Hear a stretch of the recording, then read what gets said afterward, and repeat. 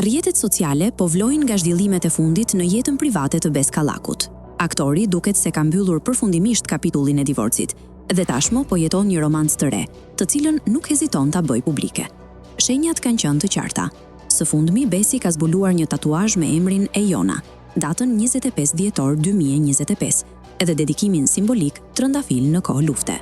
Gjendjen e tij emocionale e ka shprehur edhe përmes vargut, më fethe dhajtimin në valle, ndërsa motra e tij, Ana, ka konfirmuar se partnerja e re është pritur ngrohtësisht në familje.